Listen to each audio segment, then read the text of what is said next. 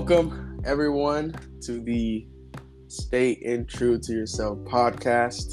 My name is Tex Wambui, and I'm your host here today. And on this podcast, we explore different topics. We discuss people's journey, explore ideas on how to shape our world today. And today we have a special episode focused on different topics. It's going to be an organic conversation, but we'll try today to delve into maybe higher education and how higher education should be approached from different perspectives. And I think because higher education is a dynamic and ever-evolving field that is crucial for personal growth, societal advancement, and economic development. And, with the rapid technological advancements, shifting job markets, and the ongoing quest for equity and access, there's so much to discuss and dissect. So today, we are honored to have a returner and an amazing change agent, Jarvis McGee. He's a distinguished expert, I would say that, in higher education. He is getting his PhD, and he is also going to be the next SGA president at Clark Atlanta University, the 36th SGA president, let me say that correctly. And he brings a wealth of experience, insight, and having done a lot of great things. So we'll be diving into a range of topics from the current trends and challenges in higher education, sharing anecdotal stories to the transformative power of technology, higher education, experiences, and the importance of ensuring access and equity, essentially. So whether you're a student, educator, expert, professional, policymaker, president, whatever the hell you are, and you're just curious to hear from other people, this conversation is for you. So without further ado, let's welcome Jarvis McGee to the show, to the podcast. Thank you for joining us today. Thank you. Just some minor corrections. So again, my name is Jarvis McGee. I proudly serve as the 36th graduate student body president at the illustrious Clark Atlanta University. I represent all of the graduate students who are coming into this institution for the 24-25 academic school year, and then all the current graduate students who are already a part of the institution for the 24-25 academic school year. I know that your audience, and there's much more, I would say, qualified people who can give even more input and knowledge behind higher education. I was just at our summer residency at Clark Atlanta University, where we had cohort 5 and cohort 6, who students there are pursuing their higher education leadership EDD program. So I am also a part of an EDD program as well with the School of Education. And so I am truly honored. I've always told you that I enjoy being on your podcast, and I enjoy conversation because I believe communication is the key, and that is how we are able to make changes, by making sure you're talking to the right people at the table to institute and to make those different changes for us in the field of higher education in this realm that we call higher education. So yes, I am a true advocate again for higher education. I'm a true advocate for our students as well as myself. I feel like I've been a student for going on maybe 8 or 9 years, because I've matriculated throughout the educational system. And I'm just talking about higher education because you're a student when you're in P through 12th. And so again, if you want to add that on to it, I've been a student all my life, pretty much, to add.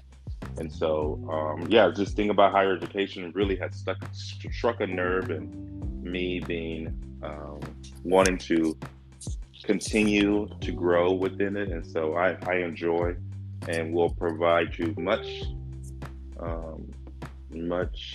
information as I can. But again, I'm excited, and I'm still growing with knowledge as well. Just got off the phone with my Dean Turner, and got some words of wisdom and knowledge and some thank yous for what we had to deal with this week in regards to summer residency. So yes, it's always truly an honor, Tex, for what you're doing, and I'm looking forward to this podcast. Awesome. Well, it's always a pleasure to have here. And it's really just fascinating to just hear about your journey when it comes to education and, the transformative power of education. So now let's get right into it. First let's talk about um, online learning and digital platforms. This is the topic that I've been hearing a lot about, and especially after, COVID pandemic, there was a big shift from in-person learning to digital online platforms. And I can say that I actually was somebody who had to decide if I wanted to do schooling full-time online or actually have it in person. And when I graduated undergrad, I went straight into a master's program, but it was fully remote. And I just didn't know how to feel about that, considering, I was paying this so much money to go to school.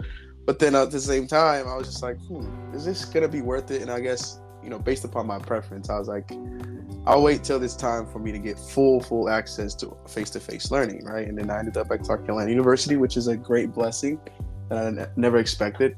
So when it comes to like online learning, and I think it's a really significant trend right now, we have a lot of people who also utilize online for tutoring, and the new technologies are making education more accessible, but also sometimes it presents the challenges in terms of maintaining the quality and engagement of learning sometimes. And also there's a big growing emphasis on like skill-based education, because I know there's this theory I learned in economics class. I don't know, it's called skill-based technology change or shift or something like that. It's where as you get more education and learn more skills within technology, you become more, I guess, marketable. You can get paid more. So what do you think are like some of the what's your thoughts on online learning and digital platforms, and how can we better utilize it to serve students not only in K through 12 but also within the higher education space?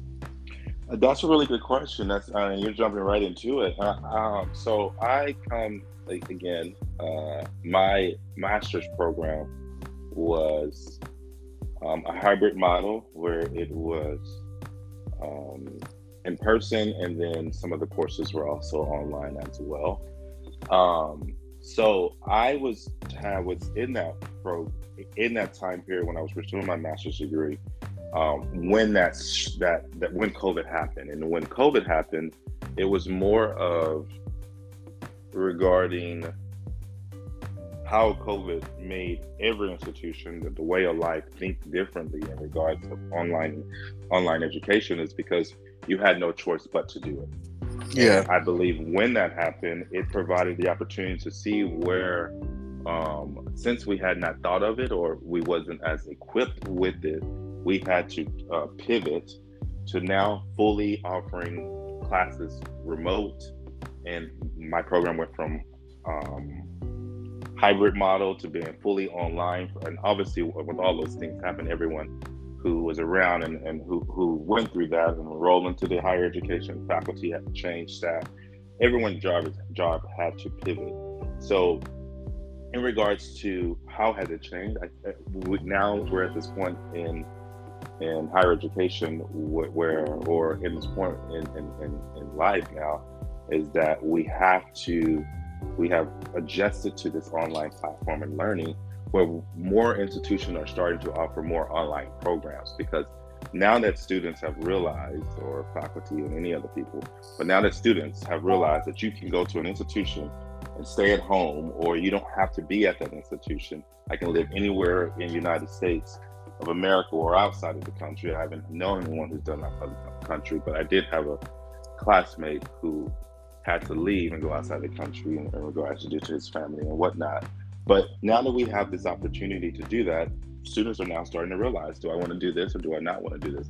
I think what we need to do as more educational leaders is that we need to make sure that when we're offering these programs, one of the things I feel as if that I hear from a lot of my online students that are part of our program is that there is a disconnect with being a part of the institution, because you're still having to realize is, do we fully know about our online students? Are we fully engaged with them? And how can we continue to get the students engaged with the institution? So we have to take up on those opportunities to make sure they're not just coming to just get this degree and go on, because you still want them to become donors. You still want them to be actively involved with the organization so they can recruit other people to be a part of it.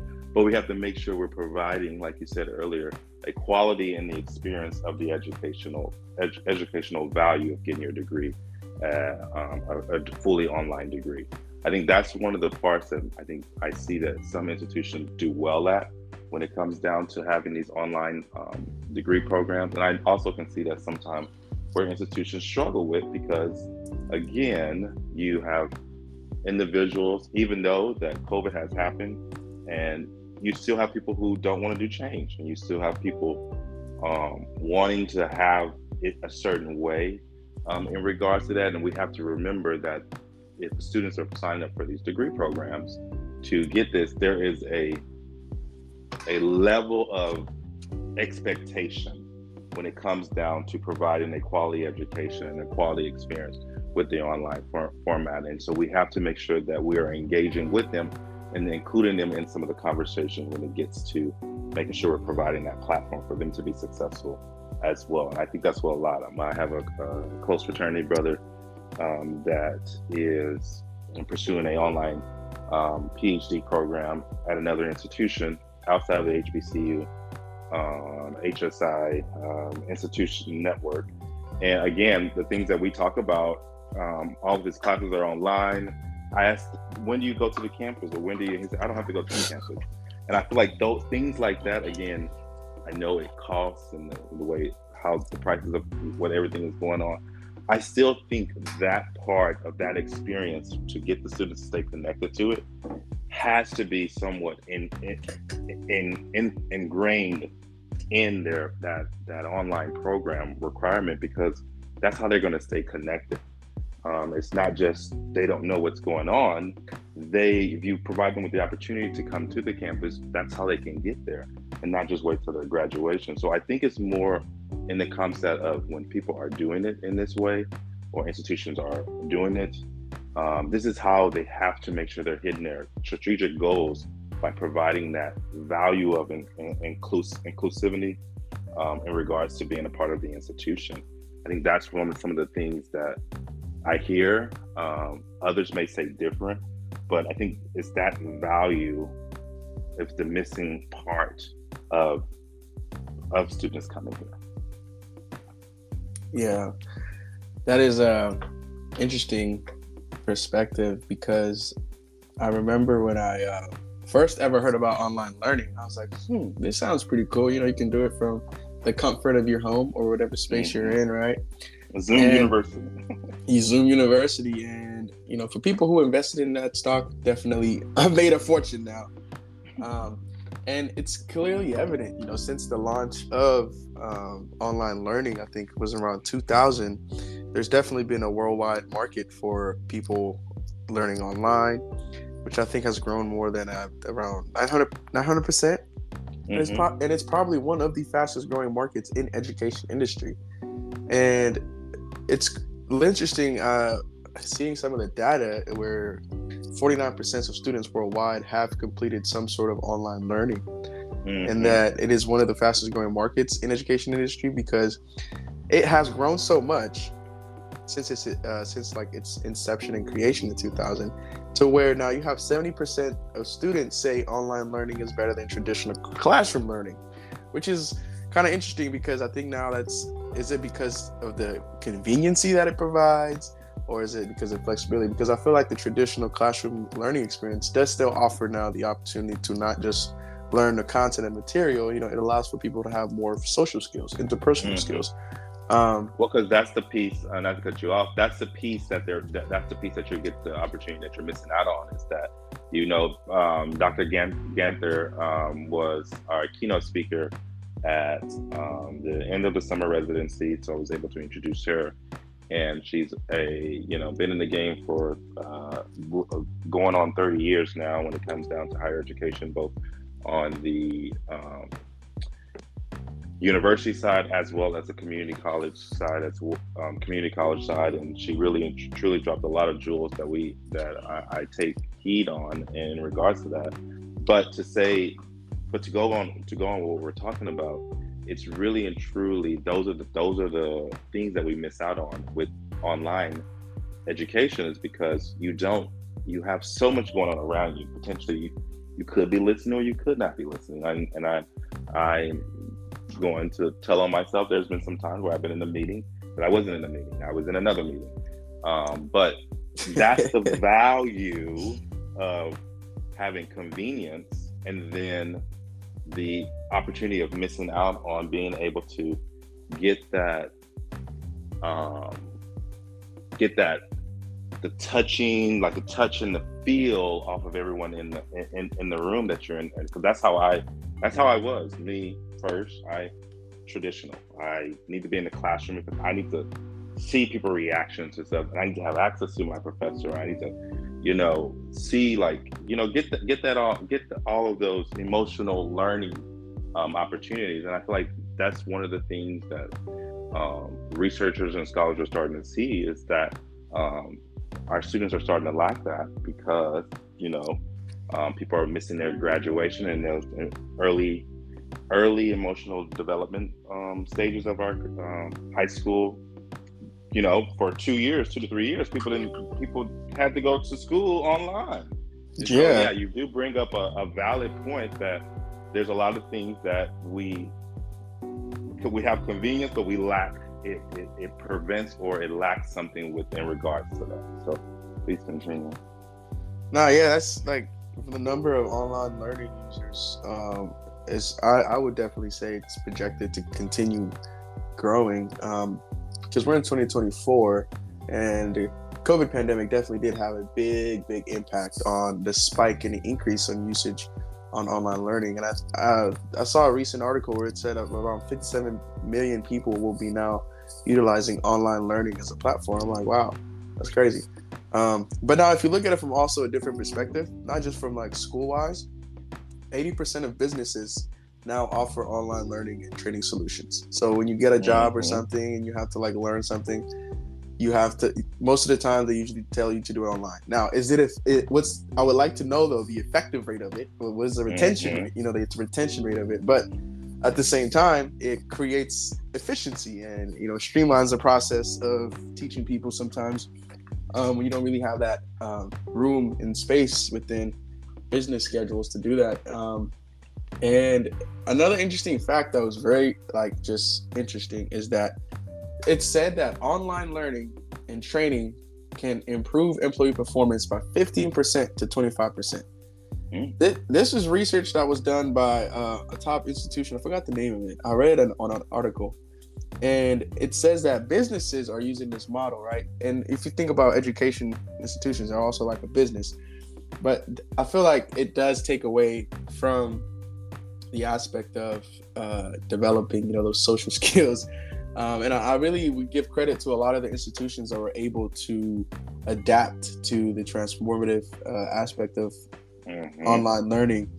And I would say they had no choice, and it shows how the institutions had to be more agile and responsive to the needs of their students. But I think now what it kind of I think that something that would allow for it to progress more and to even enhance the experience is maybe updating the curriculums to include emerging technologies and skills, by fostering maybe partnerships with industries to provide practical experience and supporting lifelong learning opportunities for skill development. And I don't know much about this, but I'm thinking probably in the next lifetime of children, they will be going to school on those Oculuses.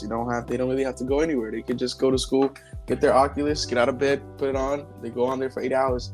But I think that would definitely be a great way, for getting information out there and people having access to it.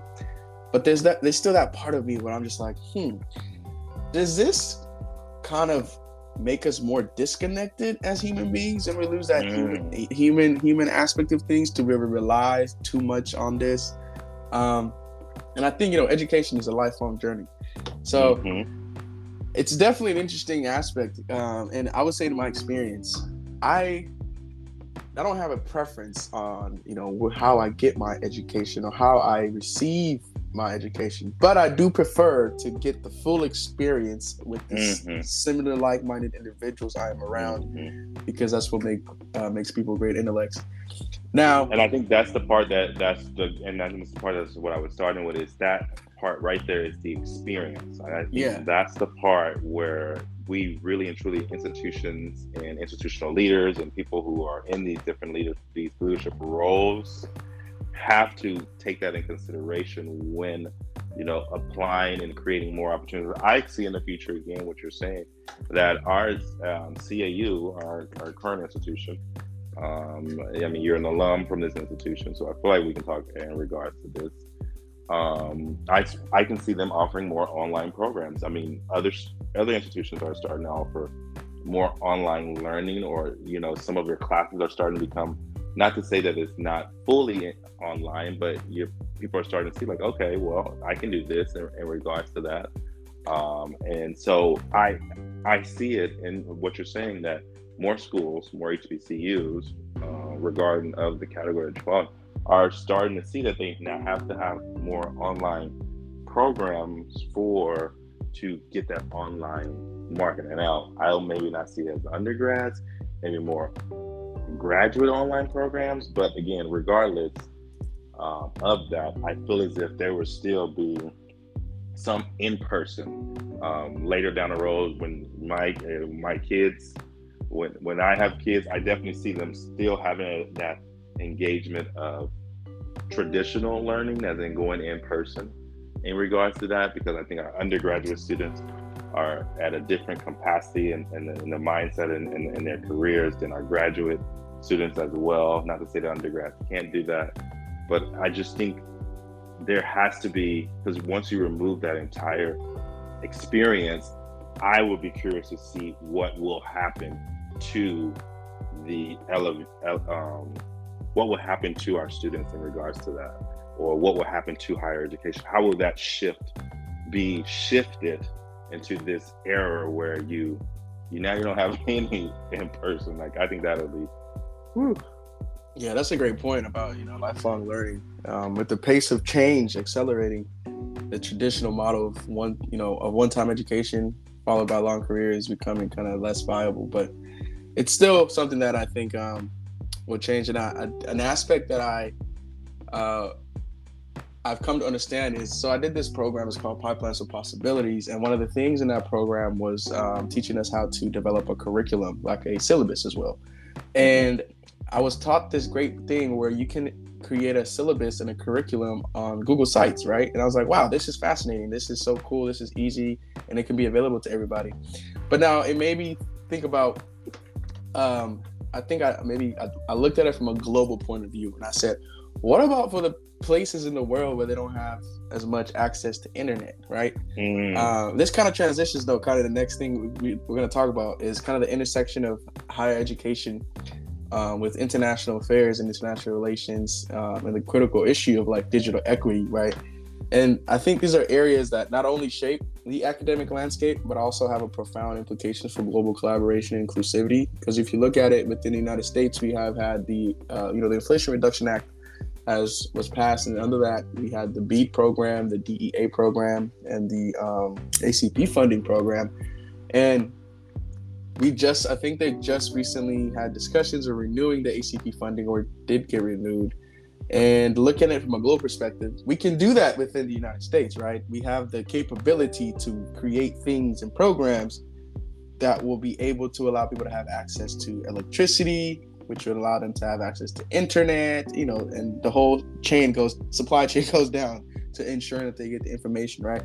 So how do you think like higher education systems in different countries compare, and what can they learn from each other? I think it's going to be more of a collaboration effort, and I think, that's just simply put how it is. I think it's going to take, again, our institutional leaders to be more innovative in those different things. I think a lot of people, what gets in the way is change and going into unmarked territory or doing some type of new. Again, I got to keep quoting Dr. Ganther, because she really provided us with a lot of things to intake, not taking the traditional route of thinking when it comes down to getting actively involved in these different um, conferences, getting actively involved in these different certificates that you can earn along the way of pursuing your doctoral journey. I think you're really and truly we're having to elevate and prioritize how we set ourselves up for what we need to do. So when we get into these roles of being in this role as potential provost or potential vice president in international relationships, or the CFO, when we get into these positions, we're able to foster those conversations of how can we plan for what's better. And as a president and as an institutional leader who is steering the control, no, I have not been president of an institution yet. You will be though. Dream, and I do want to get to that. We have to be able to shift this culture in a direction where that is what our mentality is to advance and become those change agents for our future, not just thinking about what we can do domestically, but think about how we can make our institution a household name internationally. And I think that is through these different types of formats, which you're talking about, online and learning, as well as providing that experience and that connection with countries outside of the United States of America. I think that is what we're going to have to do to really and truly evaluate our stance on what we believe in society. I think that's really and truly what you're asking for. And I think it's all great. It's all great and dandy because, again, our society, our world is evolving. It definitely is. It's fascinating to see how different systems can complement each other. And I definitely am a big believer in international collaboration is vital for advancing knowledge and fostering innovation. And it definitely allows for the sharing of resources, expertise, and perspectives, which can lead to groundbreaking research and improved groundbreaking research. Yes. Our former 35th president, I mean, we all know her. She's the president of Project HBCU, Helping Beautiful Children Unite. Yes, sir. Where we also definitely serve roles in that.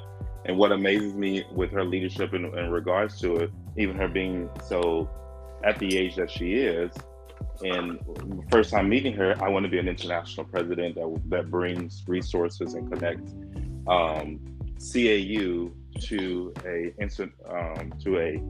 institution across the country. Like having that mindset right there, like that was my first time ever hearing someone say that.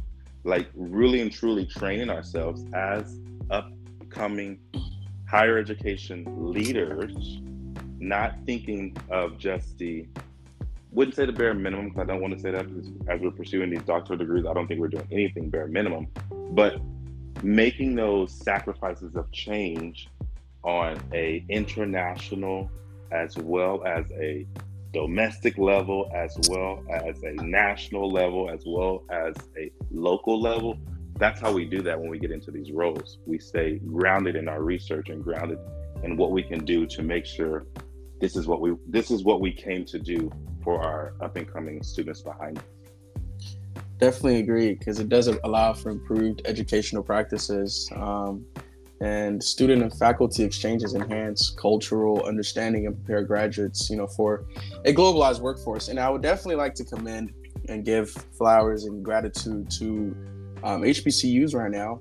They partnered with my home country, Kenya, to where there's now they're going to be exchanging students and faculty from partnering HBCUs, which I think is Spelman, Morehouse, Clark Atlanta, and Howard, and others with Kenyan universities to have partnership in that. And I think it was signed when the President Ruto from Kenya came to the AUC area. Was it a few weeks ago? I think in mid-May. And I think this is a great step towards international collaboration when it comes to higher education, and also kind of bridging that aspect of digital equity, because this is something for me that I think is going to be the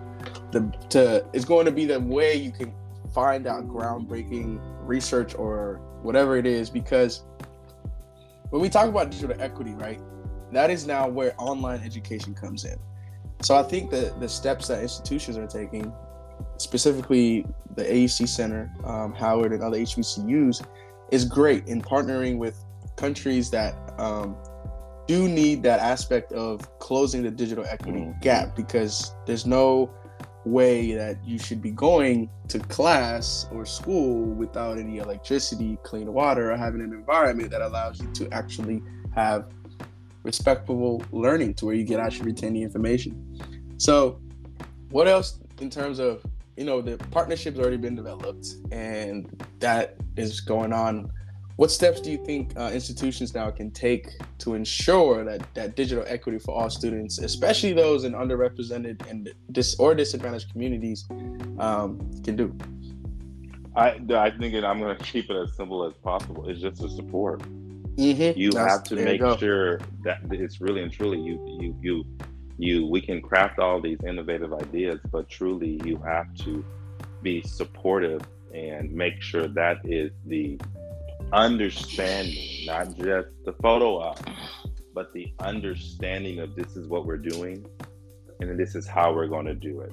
And that maybe not everyone at the table can see the vision behind it, but I definitely need to be able to articulate the support that is needed and the efforts of collaboration, because this whole barriers or not being able to work with this individual because of this specific reason, that has to be put to aside, address it at its own time, but it's a top-down thing.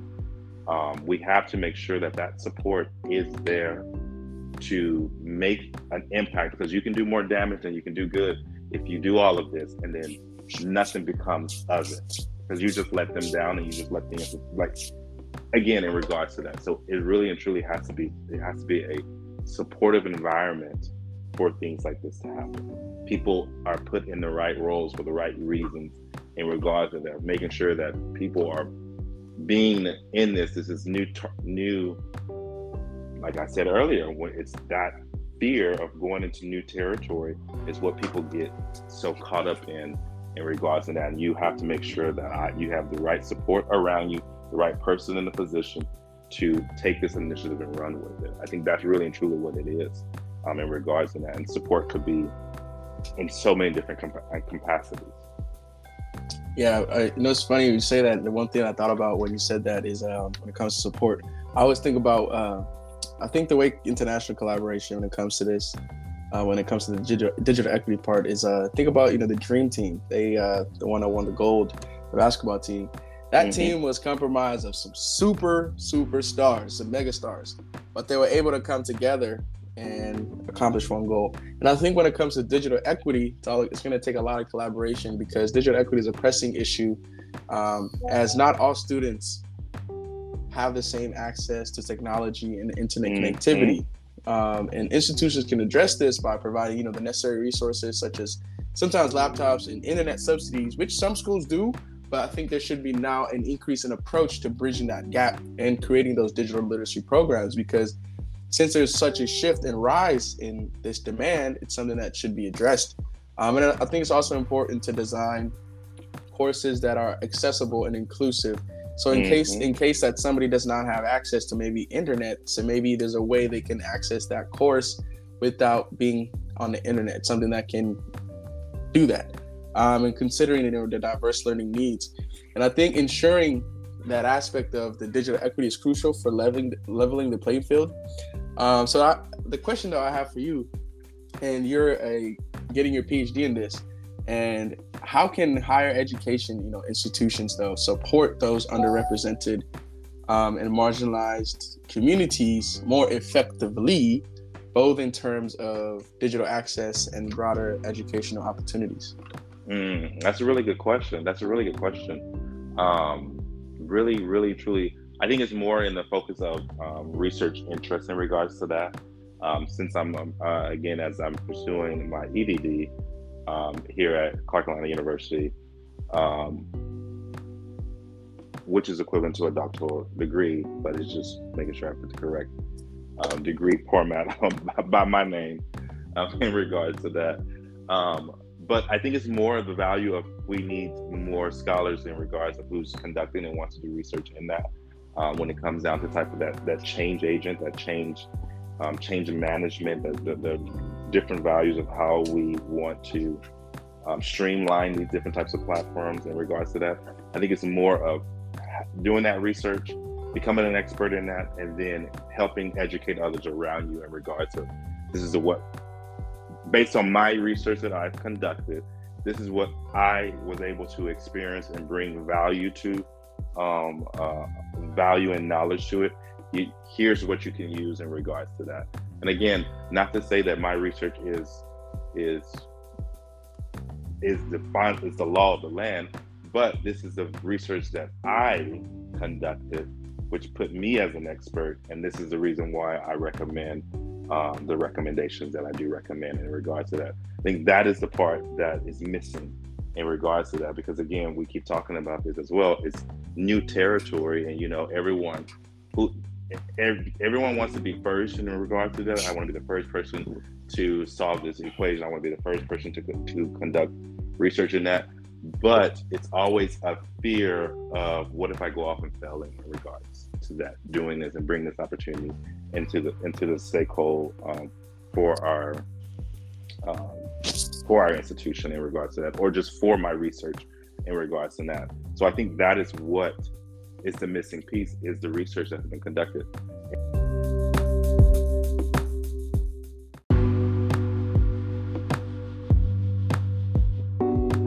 So I was just saying in regards, I don't even know where I left off on, it's just more of the research just needs to be conducted in regards to it, to be able to point people in the right direction, how to do it best.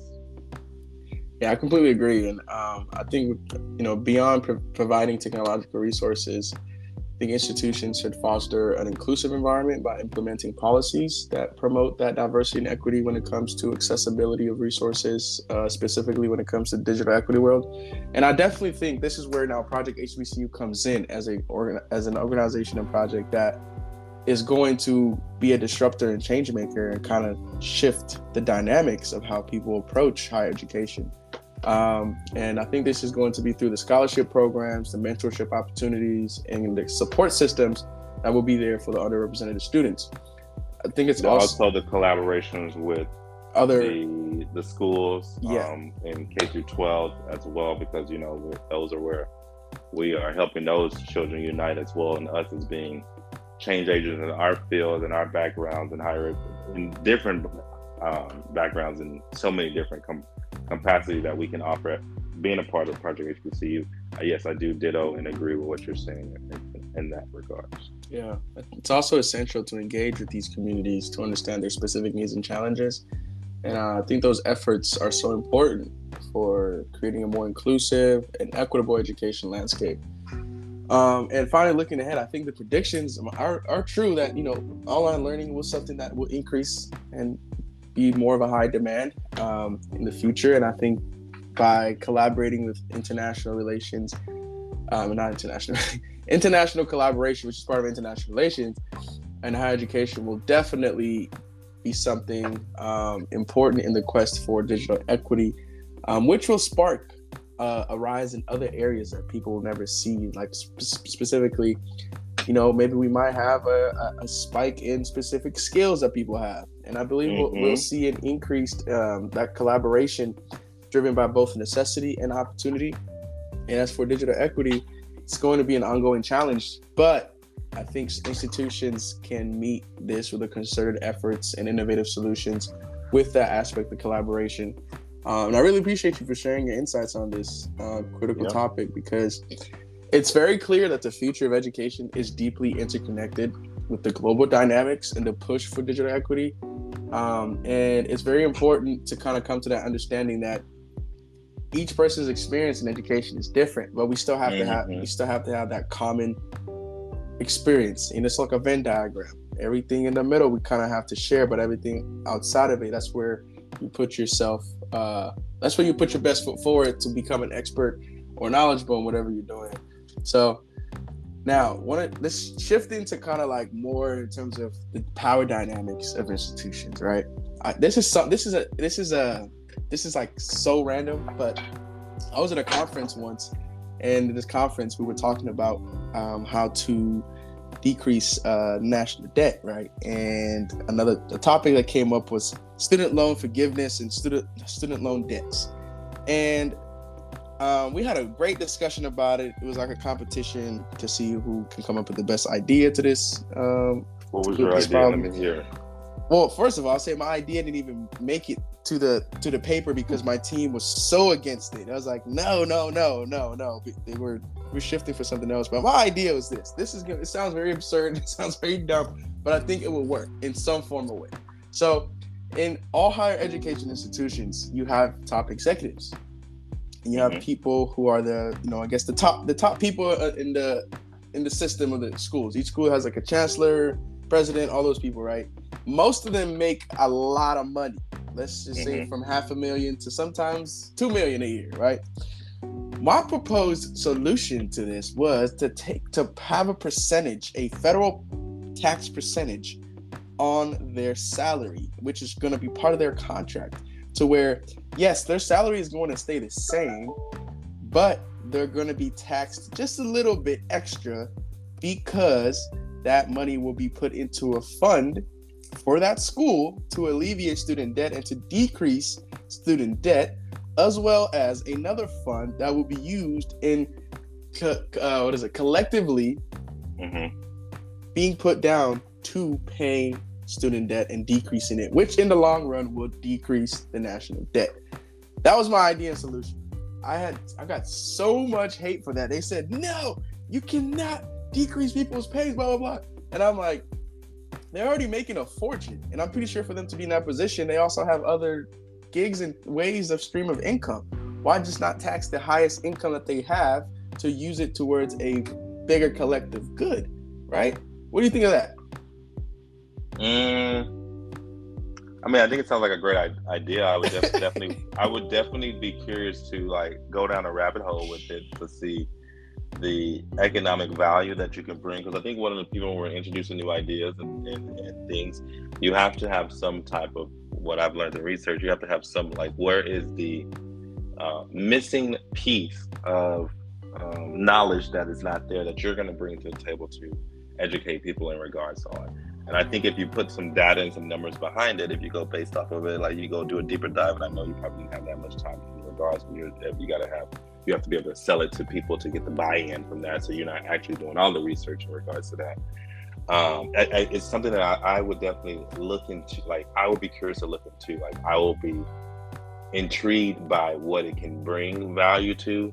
I mean, in the way that I am in regards to that, I think it should just be a set percentage, regardless of how much you make, but a set percentage fee, and everyone is paying that. And then hypothetically, if it could be 7 to 10% in regards to that, based on how much money you make, it'll constantly go up. But if they wouldn't want to go up for that, I'll be okay with just putting a set percentage of what you should be paying in your taxes, in regards to being someone, a part of this great nation of that we're paying our taxes towards. I think that would be my whole push. And again, I haven't done any grounded theories or any deeper dive into being educated more into that conversation, but if I'll be intrigued to looking into it. What did they decide to go with? Our team decided to go with the approach of I guess pushing and marketing more people to study STEM majors because they have a projection of making more money. That's already happening. I don't agree with that one because, and again, in STEM, not to say that I am. There's a special type of place that you have to have in STEM. Like, not all of our students, not all can be science. Yeah, not everybody can be STEM. But essentially, it's what I'm thinking. Like, if let's say you make $500,000 a year, you're the president of a school. I'm saying that 1% of your salary should be towards. No, I get what you're saying. Trust me. Yeah. I mean, and also is a great obligation that you're telling the institutional leaders that, hey, as long as you're here, you are helping some of these students go debt free because you're putting up part of your your check is going towards that. But I think also too, how much of that is going to make a difference. And because at the same time, the institutions are steady rising their tuition costs Right. to enroll at the institution. So you may think you're doing a lot of work, but you could begin. It could just be, okay, yeah, we're just saying it becomes oh yeah, we're doing this because I'm just wanting to say it, versus making a economic change or a economic value, or like you are decreasing the deficit. The deficit. I don't know how to say deficiency, but deficit for what the big concern is, the student loan debt. Like, that is really a big concern, a big conversation. Really and truly, I believe that if the institution, I have a whole thing in regards to that. I think institutions should be held accountable when students are not graduating with graduating with jobs in the respective fields of their degree programs. I think I think institutions, again, I got to say her name again, Dr. Ganther. You really have to, like, I'm following her on LinkedIn, and she's really doing a lot. Mm-hmm. She said this, like, when students are applying to go to your institution, they are putting putting all of their dreams into your institution to get to where they want to get at in life. Really and truly, it's like you can get down to, it's an obligation contract obligation that you're doing, signing some getting student loans, some are getting scholarships, but finding all this money in regards to that. But there is a obligation.